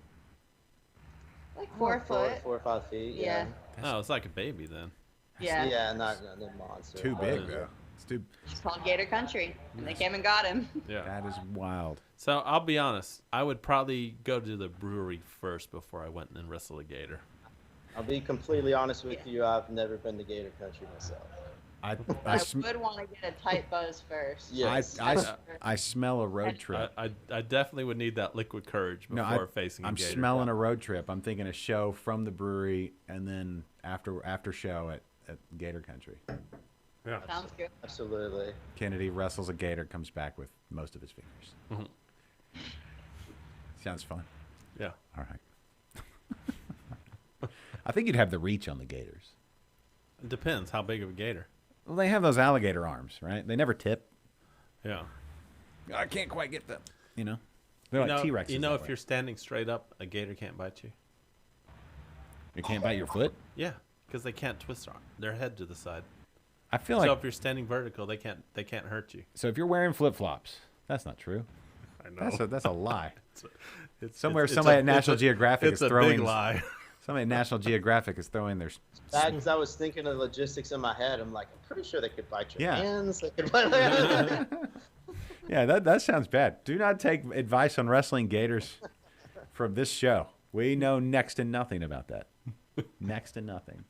Anyway, all right. Well, you guys, we will let you go and be about that Buckstin work, and for the great people of Nederland and the Golden Triangle, getting it ready for them to come in and have some delicious pizza and beers and good times and all that good stuff. So thank you so much for being on Liquid thanks a Lunch whole today. lot. No problem. Yeah, Thanks for thank having y'all. us. If y'all are ever in the area, let us know. If y'all can make it out to the festival, let us know also. We'd love to meet up. All right, I think Kennedy should be busy. What? Oh, yeah. that whole- I You may know, not make the festival, but I don't know. Who knows? Maybe they'll Who knows? switch their plans to Nederland. We'll just meet you back there once you're done with the festival. Yeah. Yeah. Okay. Jules, see what Jules Hey, thinks about that. Julie, can we go to the? Can we go to the beer festival, please? All right. Well, Justin and Gabrielle, thank you so much. Buckstin Brewing in Nederland, Texas, everybody. Make it a point to get out there and enjoy and visit and try all the delicious beers. I recommend the Saison. That was Yeah. delicious. Mm-hmm. Delicious. My only regret is that we don't have more. And anytime you guys want to hop back on or whatever, just let us know. You guys have an open invitation. Yeah. Awesome, man. Appreciate it, guys. Had a good Thanks. time. Very cool. All right. Well, we'll see you soon. And thank you so much. Thank y'all. See y'all. Toodles, now we do that awkward part where we're like, Yeah. what do we do all now? right. All right. Come on. Okay. Stop. Kill No. the mics. I did. I killed it. All right. All right. All right. I wave goodbye. Bye, and guys. Then I'll hit that and that and then We that's, can still see you guys. Yeah. we can't No, hear they anymore. paused. All right. I ended the call. Oh, you ended the call? No, Well, it no, didn't. I didn't end the call. They can still. I think they can still hear me. Oh, you should end the call. Yeah. Because this is where. There we go. There Now we it's go. ended. All right. That's where it gets to be that weird, like. Yeah. Now it does get. I mean, it was a awkward. nice. They posed at the end. They're smiling. It's like a family portrait. We should Yeah, capture that. Screen capture. I love to see like the family breweries. Family-owned breweries. Yeah, and then So Jose wants to get back to talk about your wedding. We'll get there in just a second. I thought we covered. You should. Here's a great chance for you to go subscribe, Jose, to the this little Buckstin burp I just had right there. That Saison was really, really good. What? The Saison. Yeah, it was. I highly, and the blonde was great. Yeah, But that Saison, I love Saisons. I do So, too. Yeah. But I mean, it's literally been in my refrigerator for 7 months. I'm glad that you And neglected it. It is. It was fantastic. You realize we've had that beer on the show, though. Did we? Yes, we've drank that same exact beer on the show. Did I enjoy it this much? I don't think you did. I think I did. I don't remember. I mean, I don't remember. What show was it? I don't remember. Okay. But hold on. Oh, I could find out. We'll do that later. I think it was episode. Why would you say you don't think I did? Why would you just go negative all of a sudden? Like you remember. I don't remember. I'll be honest. I don't remember. It's like, oh no, your reaction was really weird. Yeah, we've had both of those beers on the show before. Okay. Well, maybe that's why. So I got a 4-pack that was 2 Mutes and 2 Easy Breezies. Okay. And we had one of each, and then I was waiting for like a special occasion to drink the other 2, but now we're here. Well, this was a special occasion. Yeah. Well, I'm kind of glad now I held on to it because now we got to actually drink the beer of the brewery. Mm-hmm. Oh, that's fun. So you did a good job of setting that interview up. Mm-hmm. Jeffrey has some Belgian yeast and Saison yeast in his fridge and needs to do something with. Well, why are you still typing on the chat? Mm-hmm. Get over there and brew some beer, bro. Good job of setting up that interview. That was fun. And we got some more interviews with brewers. Yeah, I did make a graphic, but we have one next week. Do we have who's our guest next week? Next week it should be Nueces County Brewing. Nueces? Is that how you pronounce it? Nueces. Do you know what Nueces means? Nueces, I don't. Nueces means nuts. Sounds like it should mean nueces. No, nueces is nuts in Spanish. Okay. So we're literally having Nuts Brewing Company on. Okay. Nueces County is the county that Corpus Christi is in. Oh, there you go. And you were from. I'm from Corpus Christi. Okay. And we've never had anyone from Corpus Christi. Never talked about the Corpus Christi beer scene on the show before, so I thought it'd be a good one. Yeah, but if you could, like your life in Corpus, if you could live it all over, it wouldn't matter. Why? Because you never can stay sober on that Corpus Christi Bay. What? Yeah. Did you work the rigs? Is that a song? Did you work the rigs from 3 to midnight? What? Wait, is this a song? Oh my gosh, I can't even with you. This is a song or something? You're making reference to a song that I don't know. Corpus Christi Bay. Yeah. You don't know the song Corpus Christi Bay? Don't. I know this. I know Selena songs. But you don't know the song Corpus Christi Bay. I don't. Robert Earl Keen. Thank you, Bruce. R.E.K. Well, now Do you know who R.E.K. is? I know Robert Earl King. Yes. What'd you call him? Robert Earl Keen. Okay. Keen. He used to have whatever happened to his beer? The brewery is no longer open. Oh. Yes, he had a beer. Mm-hmm. Yes, I know this. All right. Jeremy says must be country. It's beyond country. It's Texas country. It is a Texas staple. If you don't know R.E.K. I don't know the song. All right, so sue me. But also, Buckstin's our first Golden Triangle brewery on. That is true. Yes, where I'm trying to branch off. We need a map of city locations that because we've done. Yeah, that's Texarkana. Yeah. We've done El Paso. Yeah. We've done tons of Houston, yeah. San Antonio, Austin. But we really haven't ventured too much south of Houston. Or Galveston Island. Yeah, but that's not really south. I mean, that is, of course, that's south. If you go any further south, you're in the water. Literally. I know, but if you step out their back door and go 2 steps, you're in the water. So if you drew a line east to west from Galveston County Brewing. Mm-hmm. Corpus is south of Galveston. Yeah, for sure. Yeah. We have not crossed below that line. What's the southernmost brewery we've done? Was it Galveston? Probably. So we haven't ventured south, but now we are. Nueces County Brewing is definitely south. How south is El Paso?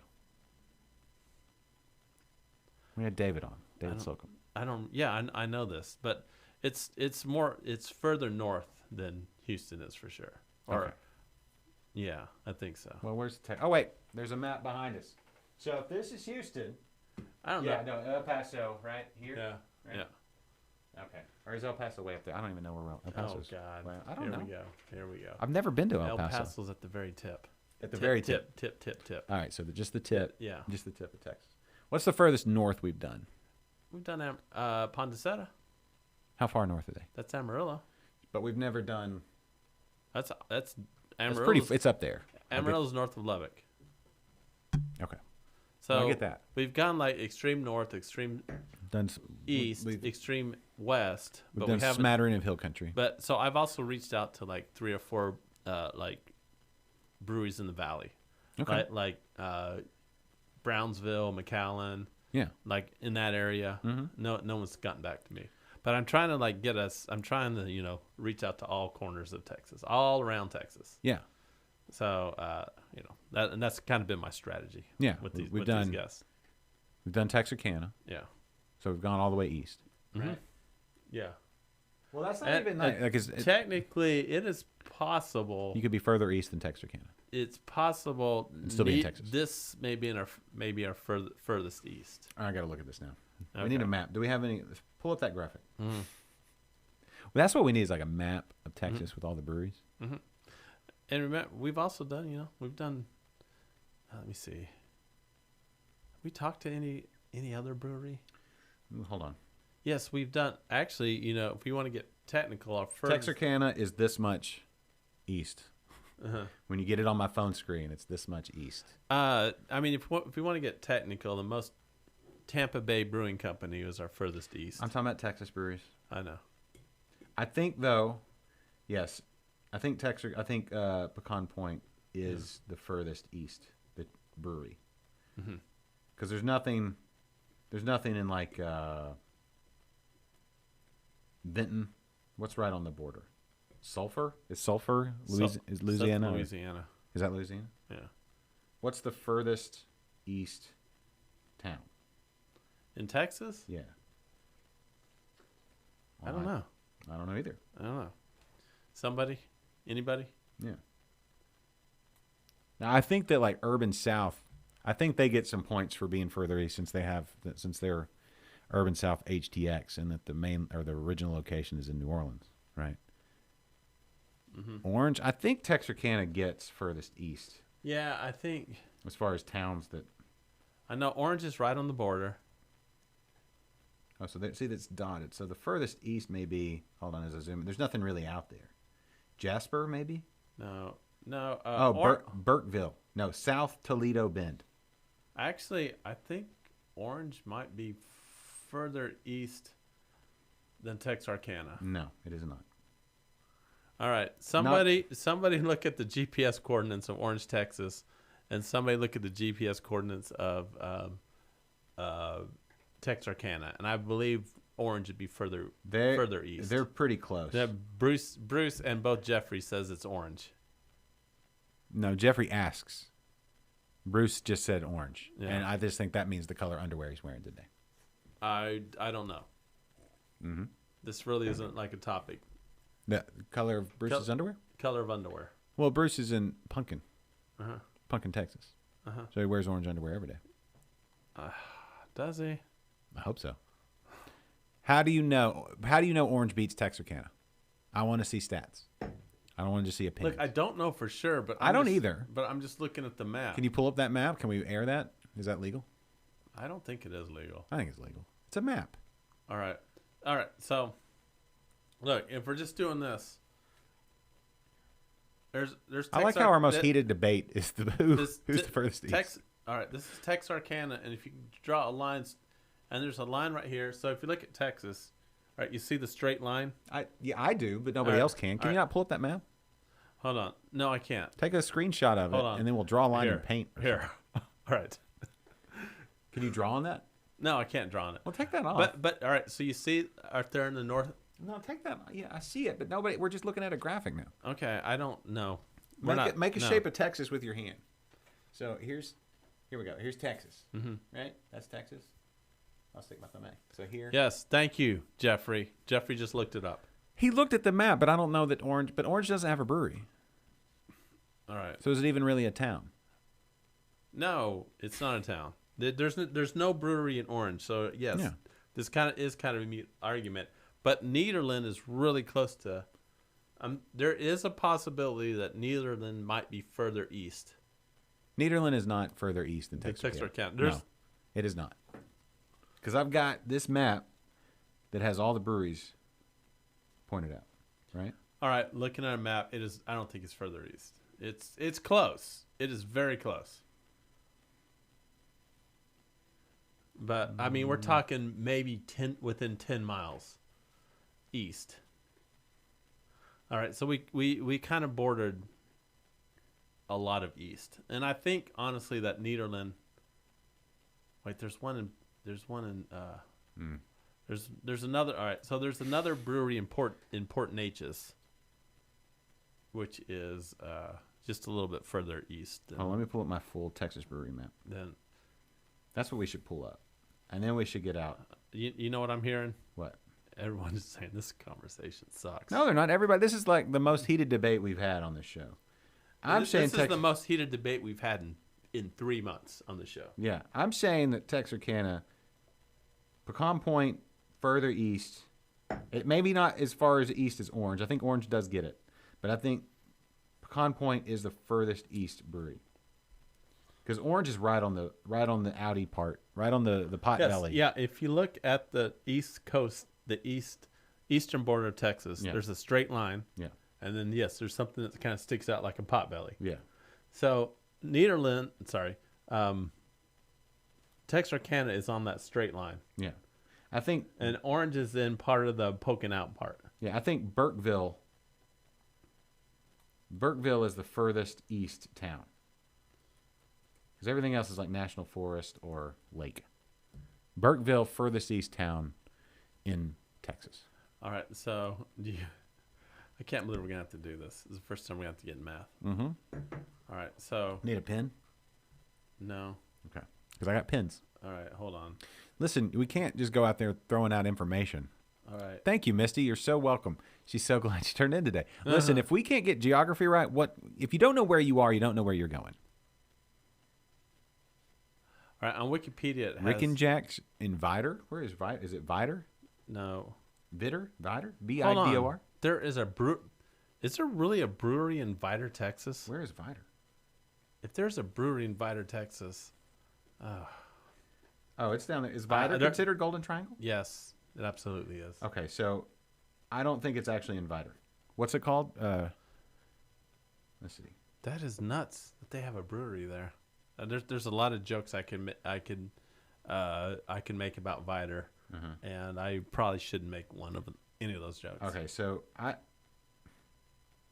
Natchez Brewing is further east than Buckstin Brewing. Okay. I don't see. All right, hold on. I don't see one in Vidor that's on the map. Are they open yet, or do they just have a license, or is it just some guy brewing out of the back of his '85 Oldsmobile? It's a brewery from Louisiana. Sounds like was it an actual? Do they actually brew beer there, or is it just a tap room? All right. So the latitude coordinates of Vidor, Texas is. Oh boy. Now you got to figure out how to read coordinates. Who knows how to do GPS coordinates? 94.0477 degrees. Okay. All right, write remember that. No, just write it down. I don't have anything to write with. Here. All right. You got it there. Write it Okay. down. Here's a Post-its. All right. So so he says he's passed it. Hey, it's 311 for Vidor. What does that mean? 311. That would be northern. 940477. All right, let's look at Rick and Jack's. Let's go to Rick and Jack's, Texas, wherever that happens to be. Oh, that's Vidor. It does. Look at that. New York. Oh, okay. Let's see. They might take it. Okay. All right. So the latitude coordinates for Texarkana, 94.0477. Mm-hmm. The latitude coordinates for Nederland is 93.992. Uh-huh. So we're talking, I don't know, I want to do the math here. 94.0477 versus 93.9924. Like 0.1 so it's, degrees. It's not much at all. All right. All that to say, not much at all. Yeah. What about Vidor? Did I say it Vidor? Or right. Vidor? Oh. No, I don't. How does this work? So Vidor is 94.0155. What was? Texarkana is 91.0477.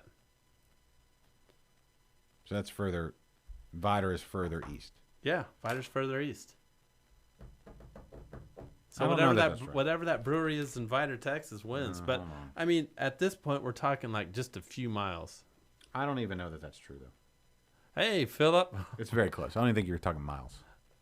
No, What's up, Philip. Way to join us. Yeah. No, it's fine. Coming in. You can scroll back. Just screw it. Just coming in late. Oh. Just kind of like casually. Mm-hmm. Uh-huh. Did you fashionably late? Yeah, that's what I meant to say. It happens.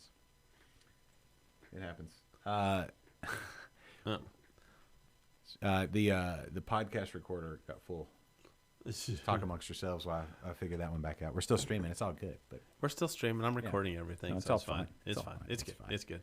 Yes, you did show up, and I appreciate it, Philip. Yeah. Thank you very much. It's all good. It's all good. Jeremy has been watching us today, Philip. Jeremy has not been on. Jeremy shows up, and you don't. What kind of shit is that? Well, profanity.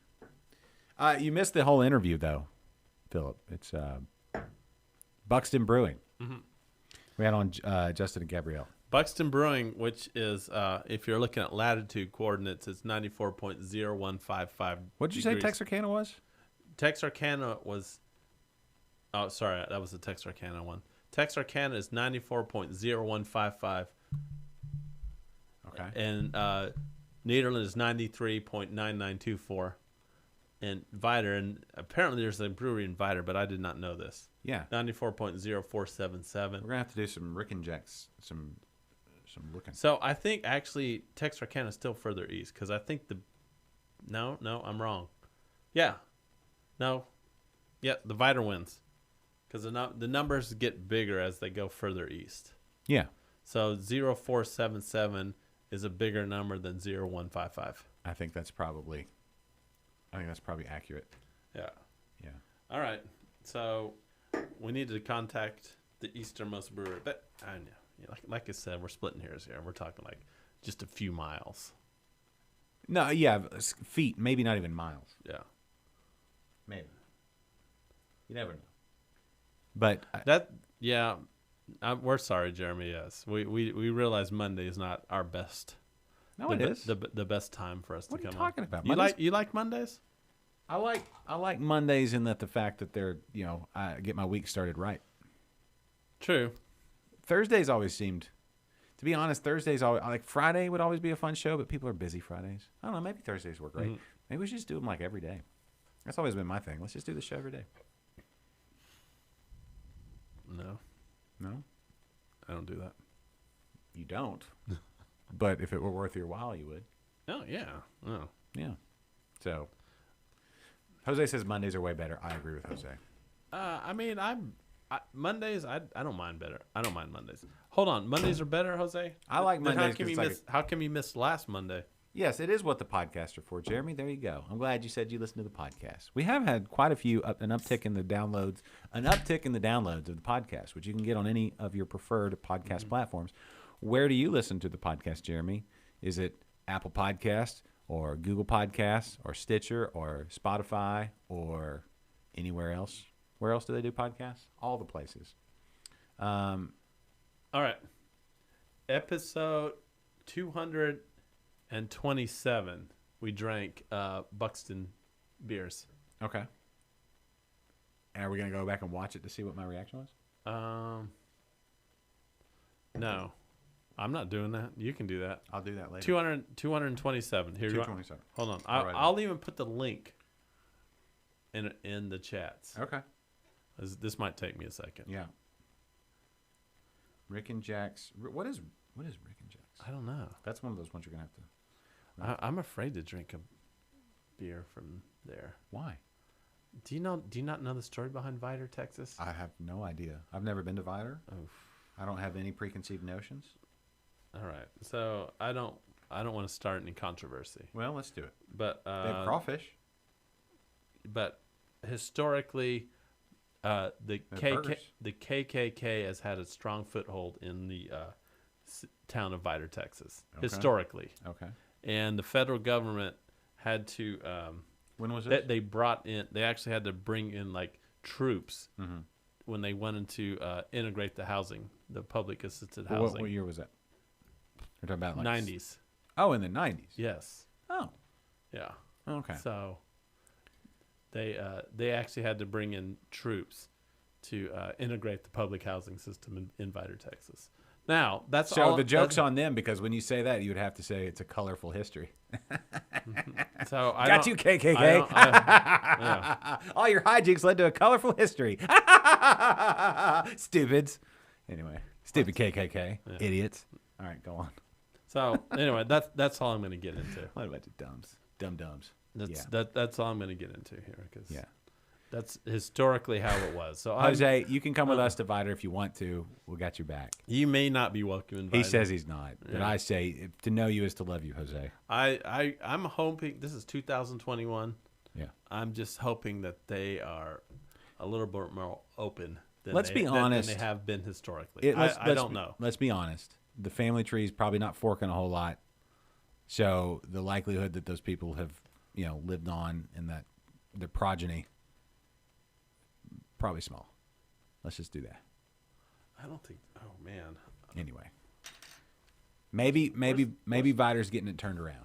Maybe. Everybody needs a path to redemption. I'm hopeful. Yeah. And I'm hopeful, and hopefully they have good beers and stuff.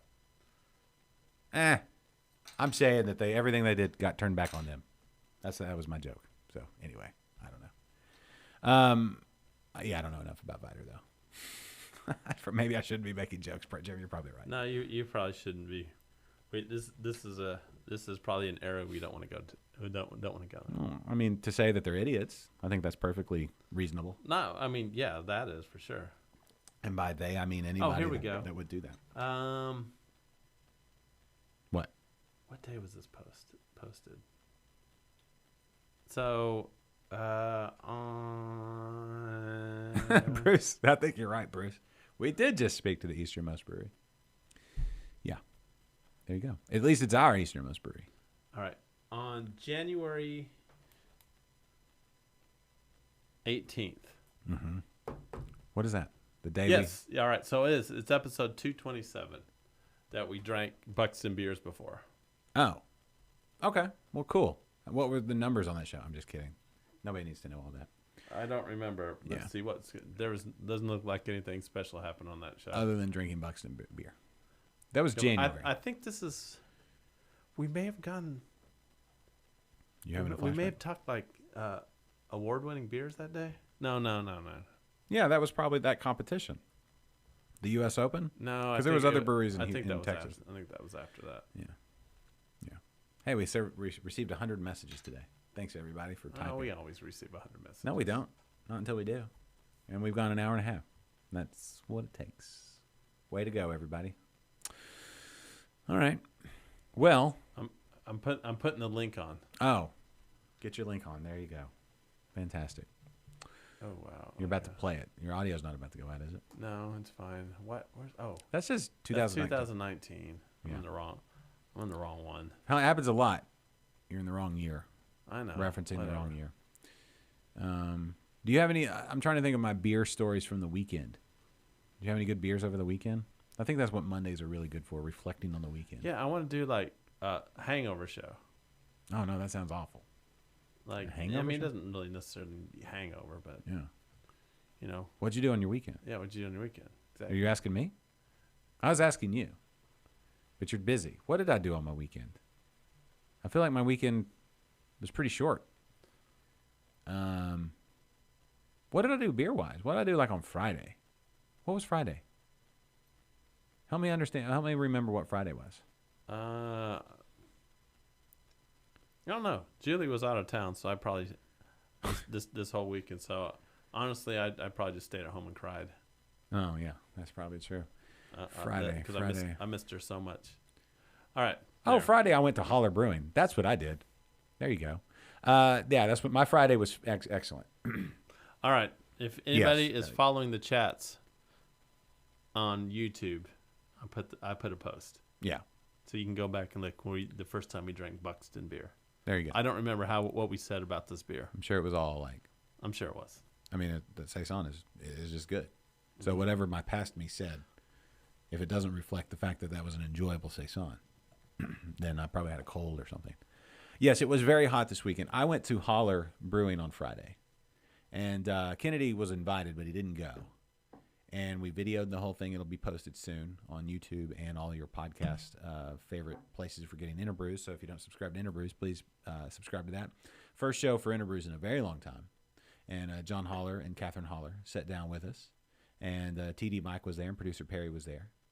Kennedy was not there. Did Mike script the record again? Nope. All right, good. Yeah, because Perry was in charge of the record. So it went swimmingly. Local brewery posted an opening for an assistant brewer. Drop my resume. Oh, that's in Oklahoma, right? Is it, Jeremy? Is this here? Do you mean local as in Oklahoma local, or local as in here in Houston local? Mm. Oh, that's true. I guess clarification would be nice. Yeah.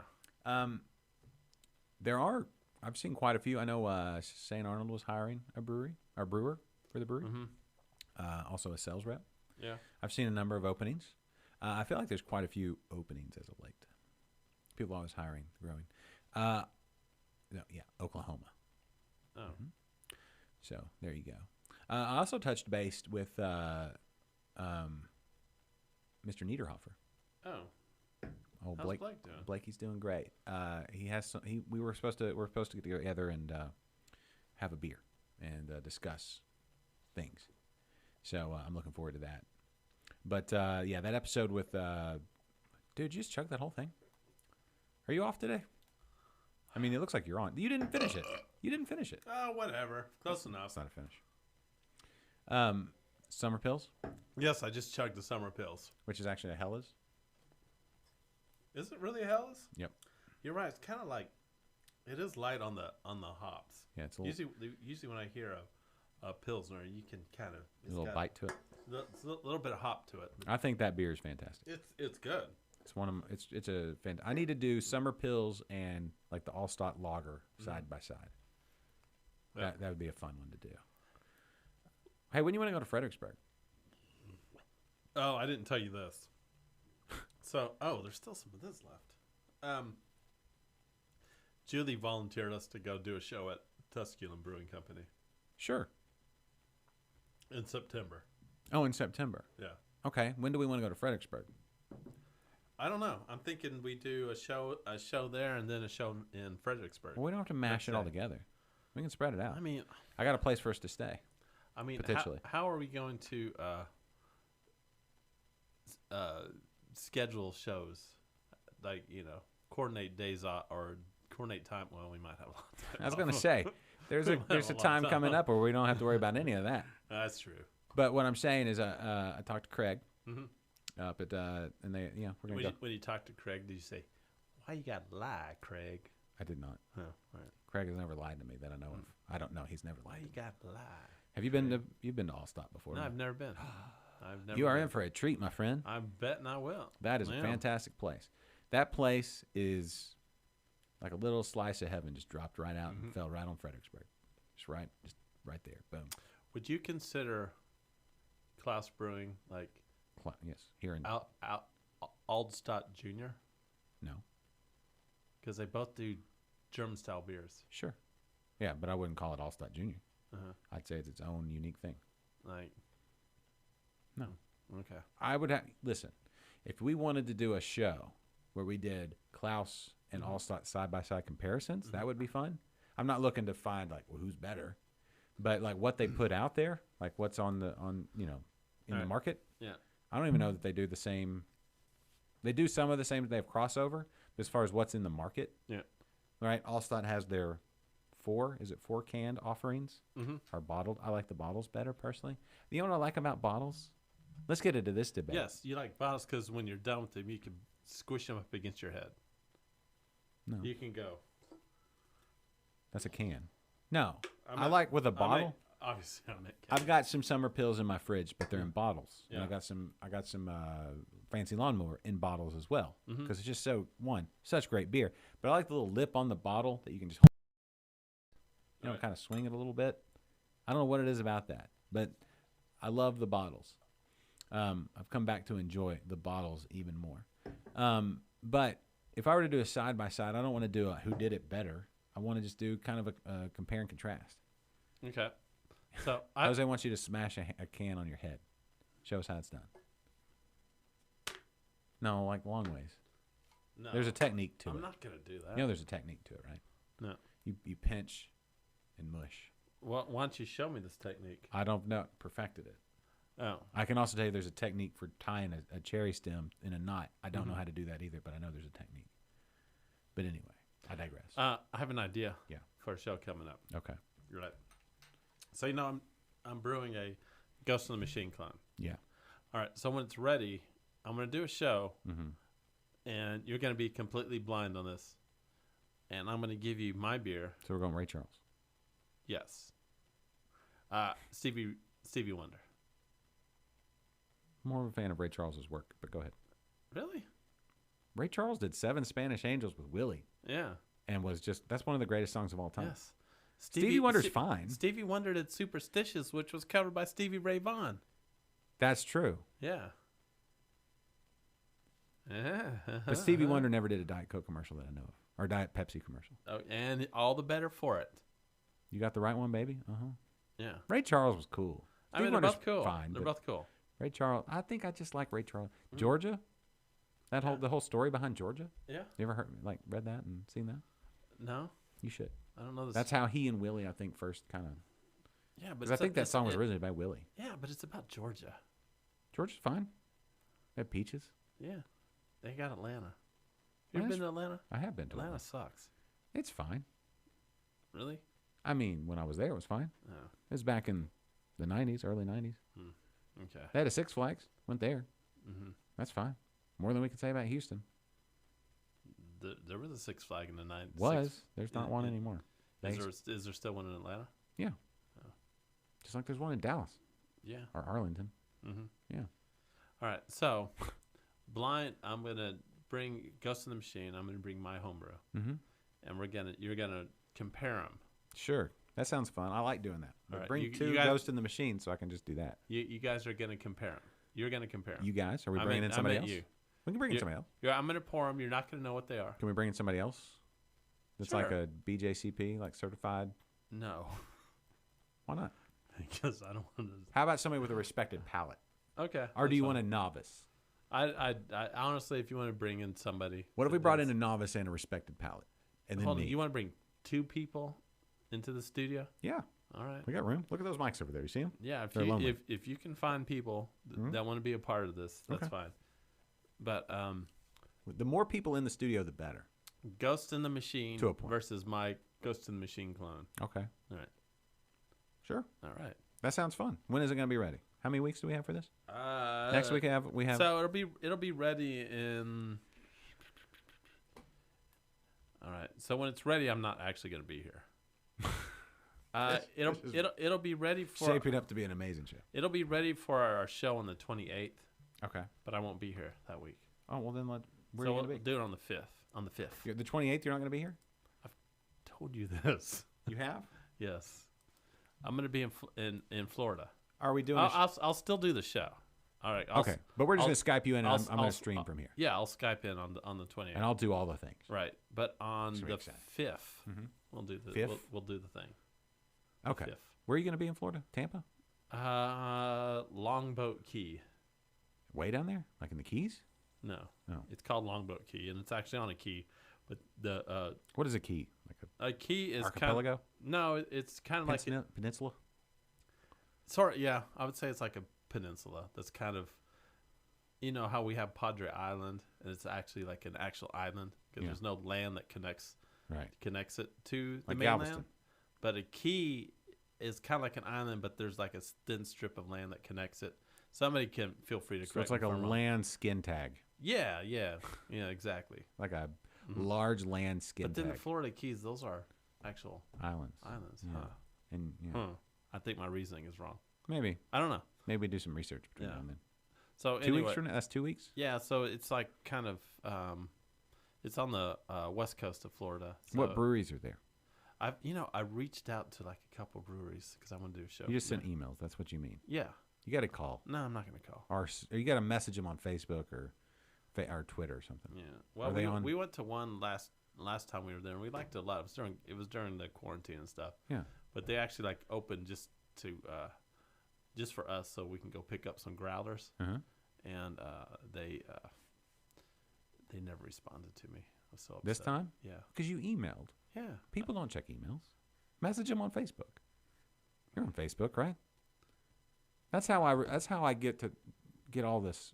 That's how I talk to people. Facebook? Facebook Messenger. You message either their business or them personally. And if you talk to somebody, you become friends with them on Facebook so that you can then talk to them. Be personable, man.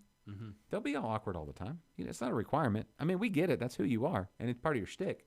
But you can sometimes be, cordial and personable. It's fine. You should totally do that. We'll see. You want me to message them for you? Call them. Just call them. People love to like a phone call. They're like grandmothers that way. You should know a thing or two Nobody about likes grandmothers. phone calls. At a business, they absolutely do. Everybody texts now. At a business, they're cool. All right. They'll be like, "What's the name of the brewery?" Or whatever. Hey, Florida Brewery here. How can I help you? Well, today that's what I'm going to do. I'm going to reach out to a few more. Message them. Facebook Messenger. That's the way to do it. Okay. Because they probably have somebody watching that thing all the time. Because that Monday I'd like to go do the show actually from a brewery, so we can talk to those Florida people. Yeah. But even if I don't get a hold of them, I'll Skype in or something, and we'll still do the show. I need to have somebody in studio just in case it falls through with you. Yeah. Who should I have in studio? Who do you want to have in studio? I don't know. I'll have to figure something out. Maybe I can get Blake. I don't want to put anybody. No. I want to be here with Blake. You can, but I'm just saying. Oh. Who do we do? Maybe I can get producer Perry to come hang out. Good luck with that. Why? He was there on Friday. Yeah. You know where he wasn't? Where? At your place? On a certain milestone birthday. Oh, well, yeah, but he had things to do. He was getting a present ready for you. I still haven't gotten this present. He's working on it. Yeah, okay. Anyway. Okay. Well, is there anything else we need to discuss before we go? Because we're coming up on 2 hours. Oh, okay. Not that that's not a good thing, but, you know. You mean not that that's not a bad thing? It's not a good thing. That's what I said. Not. You're confusing me now. Yeah. Jose has a present for Kennedy. He has one for you. You got a present for me? Yeah. Oh, thanks, Jose. Yeah. Hey, Danny, how are things in Florida? Speaking of Florida, are you gonna stop by and see Danny? I am not. Danny lives in the Panhandle of Florida. And you're not driving there? No, we're. No, I'm not driving. You know how long it takes to drive to Orlando, Florida from Houston? Yes, once you get to Florida, it's like another 4 days. Yeah. Like Florida's the most deceptive state. Like, oh, we hit the Panhandle. We're in Panama City or Pensacola or somewhere like that. And to Jose, go anywhere, I don't know how to get a hold of you. And then to go anywhere like in actual Florida, I mean, sure, the Panhandle counts, but like in the actual hangy downy part of Florida, it's like another 3 or 4 days drive if you drove nonstop. Mm-hmm. You had 3 drivers and you could drive for 8-hour stints or whatever. Or you could do like the astronaut chick did.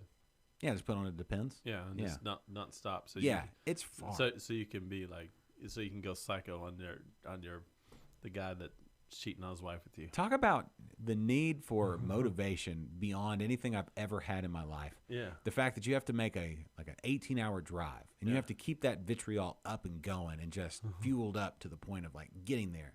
Like, what did she do? Did she just zone out and hypnotize herself to where she could just drive almost on autopilot? I guess that's an astronaut thing. You're traveling through space. If you're gonna let's say you got mad at somebody. Well, I mean, she's everyone's freaking out, but she peed in her Depends, but she's an astronaut, so she's kind of used to Sure. No, that part doesn't peeing in her pants. No, I think it's crazy. Yeah. But that also could just be so dead set on what she was doing. But what I'm saying is that to keep that level of vitriol. Oh.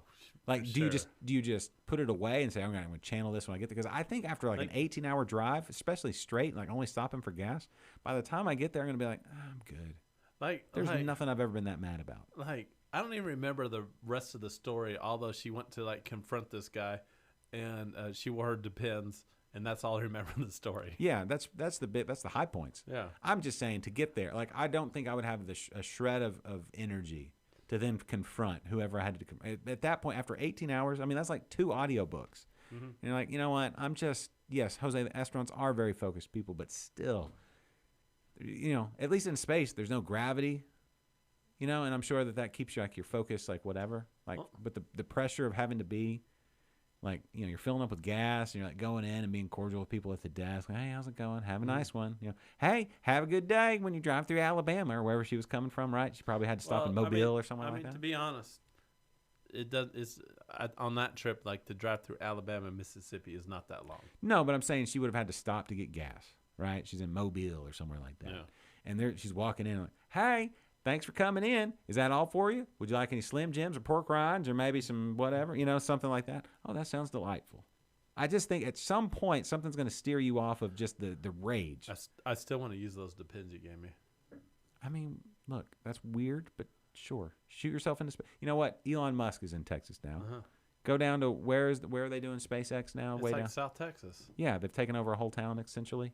Yeah, I'm trying to find a brewery in South Texas. Maybe Elon can start a brewery. But they basically Howard Hughes started a brewery, so the fact that Elon Musk could start a brewery is well, we know he smokes weed. We don't know that he drinks beer, but I'm sure why wouldn't he? I mean, sure. Yeah. So, Elon, if you got people watching, which I'm sure you do, they're watching everything that goes on in Texas, give us a call. Yeah. Beer in space needs to be a thing. And we'd love to hear your thoughts. Yes, I think they should do some experimentation on fermenting beer in space. Fermentation is going to be hard. You got to have that oxygen. It's going to have to be. They're still in an oxygen environment. Yes, but you're talking about weightless fermentation? Yeah. It's going to have to be contained. Weightless fermentation. Because they can't have, like the beer you drink in space can't have CO2. Why not? Because you get like those wet burps. Because it's nothing to keep it down. I'm not saying you have to drink it. I'm just saying they ferment it. But once you open a beer in space, what happens? It's like the whole place is going to be covered in beer. All those bubbles are coming flying out. Maybe. I'm not saying they have to drink it there. They're just ferment it. Fermentation in space. Yeah, but like when the CO2 starts escaping is going to be an issue. Yeah, where do you put the CO2? Maybe you can have a thing that shoots it out. I mean, when you exhale, you're exhaling CO2 anyway. They have filters, right? Yeah, CO2 scrubbers. Maybe they can capture it and send it into like a biome to where they're growing plants. You know what? We live in... These are questions. We need to find someone from NASA. I've had people from NASA on interviews. Didn't the guys from Saloon Door? Oh, so I was. There's the whole Bay Area Astronauts Club. Yeah, and then isn't was it the new Fetching Lab? No, the one. They both worked at NASA. The brewery that has the fooders. That's over by Eighth Wonder. Oh yeah, True Anomaly. Yeah, True Anomaly. Aren't they like former NASA? I think they dabbled in some space stuff. Yeah, so we should ask them about fermentation and zero gravity. Okay. All right. It's been a while since I've talked to them. Yeah. I need fermentation and zero gravity. Yeah. Hard hitting stuff here on Liquid Lunch. Absolutely. Yeah. Absolutely. All right. Well, let's wrap it there because you want to always leave them wanting more. Mm-hmm. All right. So that's the show coming up. Fermentation and zero gravity. Yeah, of course. Will it work? Something will work. Will it cause a disaster? Probably so. Think if you had, where would you put your blow-off tube? It'd have to go outside the spacecraft. No, I don't think it's so little amount of CO2 that's being introduced into the atmosphere. I don't think it's going to make a difference. Then why would you have a yeast run amok? When you're on Earth, right? Mm-hmm. You put your vessel, high gravity at no gravity. Jeremy, you're onto something there. Ooh. High gravity at no gravity. That is, oh man, I think we just came up with a extremely good episode. Maybe we could even. Who knows an astronaut or a space engineer? Well, we Something do. like that. Who? We just talked about them. True Anomaly people? You think they'd be willing to talk about?